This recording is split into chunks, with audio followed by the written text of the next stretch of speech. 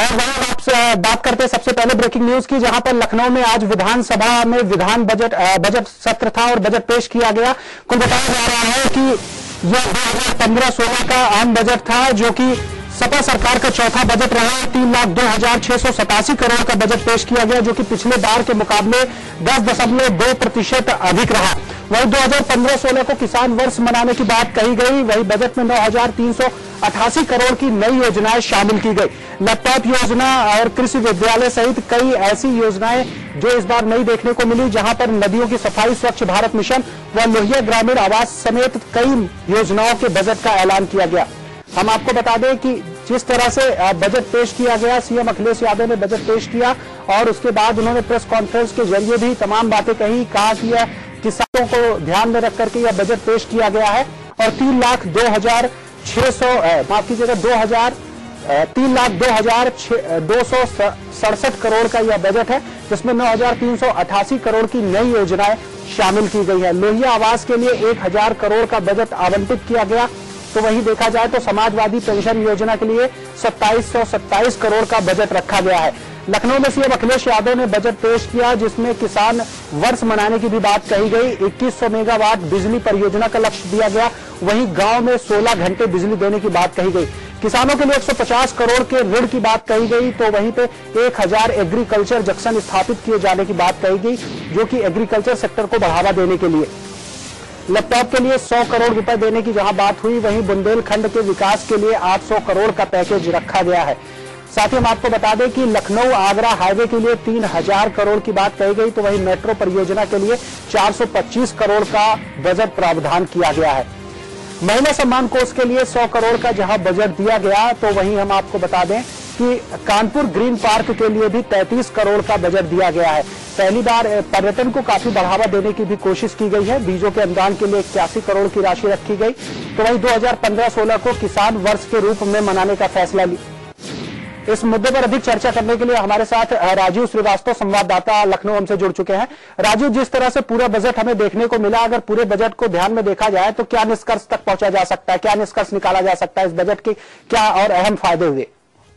जी देखिए, बजट का इसका सबसे बड़ा फायदा ये हुआ है कि सरकार को एक सबसे बड़ा मौका मिला है अपने को प्रोजेक्ट करने के तौर पे, और सरकार ने ये दर्शाने की कोशिश की है कि वो किसान हितैषी है, बेरोजगार हितैषी है, और यहाँ तक कि महिला कल्याण के लिए सरकार ने योजनाएं लाकर ये प्रूव करने की कोशिश की है कि सरकार हर सेक्शन को कवर करना चाहती है, सरकार हर जो है सेक्शन को सुविधाएं देना चाहती है, और इसके लिए जो बजट की कमियां थी उसको पूरा किया जा रहा है। और सरकार ने ये भरोसा दिखाने का प्रयास किया है कि सरकार के पास में बजट की कोई कमी नहीं है और किसी भी तरीके से कोई भी असुरक्षित नहीं है, और प्रदेश जो है खुशहाली के रास्ते पे चलेगा। और यहाँ तक कि सरकार ने सबसे बड़ा फोकस किया है किसानों के ऊपर, और ये भी ऐलान कर दिया है कि ये किसान वर्ष जो है आने वाला वर्ष मनाया जाएगा।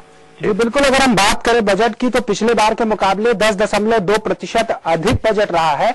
वहीं ये भी बताया जा रहा है कि 2.96% यह घाटे का भी बजट है।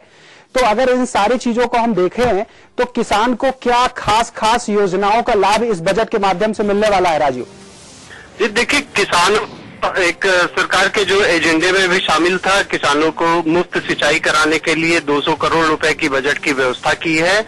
निजी नलकूपों के लिए जो है व्यवस्था की गई है, और ये कहा गया है कि जैसे ही आवेदन प्राप्त होते हैं उसको ऊर्जीकरण करके सुनिश्चित कराया जाएगा। बिजली की व्यवस्था की है सरकार ने, और बिजली के लिए कहा है कि बिजली 16 घंटे ग्रामीण क्षेत्रों में उपलब्ध कराई जाएगी, जबकि शहरी क्षेत्रों में 22 से 24 घंटे बिजली कराई जाएगी। इस तरीके से जो अभी आंदोलन हो रहे थे किसानों के, लगातार इधर कुछ आंदोलन हुए, गन्ना किसानों के भुगतान, गन्ना के मूल्य के भुगतान के लिए गन्ना किसानों ने जो आंदोलन किए, तो सरकार ने ये संदेश देने की कोशिश है कि कहीं से भी किसानों के हितों की रक्षा की जाएगी, किसानों का अहित नहीं होने दिया जाएगा, और उनका जो भी भुगतान है उसको किया जाएगा।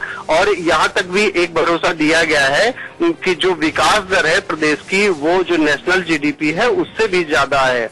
तो ये सरकार ने एक प्रयास किया है कि किसी भी तरीके से किसानों को लुभाने की कोशिश की है। एग्री जंक्शन बनाने की बात कही है, 1000 एग्री जंक्शन उपलब्ध कराए जाएंगे। तो ये सारी कवायद जो है सरकार ने ये भरोसा देने का प्रयास किया है, किसानों को खुशहाल देखने की बात कही है। लेकिन अब सबसे बड़ी बात ये है कि जो मुफ्त सिंचाई की उपलब्ध कराने के लिए बात कही जा रही है, इस बजट में 200 करोड़ रुपए उपलब्ध कराए गए हैं। लेकिन अगर पिछले हम वर्ष की बात कराएं तो काफी क्षेत्र ऐसे रहे जो सूखे की चपेट में आ गए और मुफ्त सिंचाई उनको उपलब्ध नहीं की जा सकी है।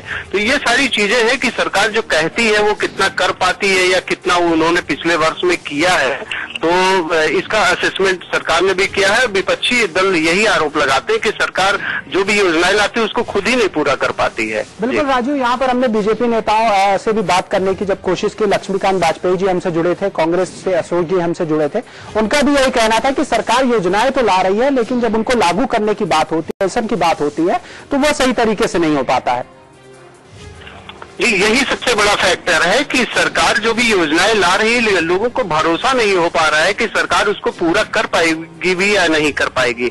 योजनाएं तो बहुत कुछ है लेकिन उसका इम्प्लीमेंटेशन अगर कुछ स्तर पर ही कर दिया गया होता, किसानों की बदहाली ना होती, किसान इस तरीके से आंदोलन करने को बाध्य ना होते। आज की स्थिति यह है कि किसान सबसे ज्यादा परेशान नजर आ रहा है, किसान अपने उत्पाद के जो मूल्य है वो नहीं पा रहे हैं। तो सरकार की अगर योजनाओं की बात करें तो सरकार के योजनाओं में कोई कमी नहीं है, लेकिन उसका इम्प्लीमेंटेशन अधिकारियों द्वारा नहीं किया जा रहा है। लेकिन सरकार अपनी जिम्मेदारी से बच नहीं सकती है। सरकार को अगर उन्होंने योजनाएं लाई है तो अधिकारियों को टाइट करते हुए उनसे इम्प्लीमेंटेशन कराना अनिवार्य ही होगा। बिल्कुल, यूपी सरकार ने 2015-16 को किसान वर्ष के रूप में मनाने का फैसला लिया है, लेकिन अगर हम आम आदमियों की बात करें, एक आम तबके की बात करें या निचले तबके की बात करें, तो इस बजट से क्या कुछ खास उनको मिल पाया है? जी देखिए, अगर निचले तबके की बात करें तो जो निराश्रित महिलाएं हैं उनके लिए सरकार ने योजना लाई है और आशा ज्योति केंद्र की स्थापना के लिए 11 करोड़ रुपए की व्यवस्था की है। कन्या विद्याधन के लिए 300 करोड़ की व्यवस्था की है और सबसे बड़ा जो था निराश्रित महिलाएं थी उनके लिए 637 करोड़ रुपए की बजट में व्यवस्था की है। बच्चियों की सुरक्षा एवं सुविधा के लिए 244 करोड़ रुपए की व्यवस्था की है। तो सरकार ने कोशिश की है कि सारे सेक्शन को कवर किया जाए। महिलाओं के सम्मान की रक्षा करने के लिए, सशक्तिकरण के लिए 100 करोड़ रुपए बजट की व्यवस्था की है। तो व्यवस्थाएं की जहां तक बात है, सरकार ने कोशिश की है कि बजट की व्यवस्था कर दी जाए। लेकिन सबसे बड़ा सवाल ये है कि अभी जो काफी ऐसा बजट रहा जिसको सरकार उपयोग ही नहीं कर पाई। तो अब ये जो बजट आया है इसका उपयोग कितना सरकार कर पाती है और सही जगह पे उपयोग होता है, ये सबसे बड़ा सवाल आता है। चलिए राजू, फिलहाल तमाम जानकारियों के लिए आपका बहुत बहुत धन्यवाद। तो यहाँ पर हम आपको बता दें कि बजट आज पेश किया गया जिसमें सीएम अखिलेश यादव ने बजट पेश किया। तो जहां ये 2015 और 16 का बजट था, वहीं 3,02,267 करोड़ की बजट यह रहा, जो कि पिछले बार के मुकाबले 9,388 करोड़ अधिक रहा।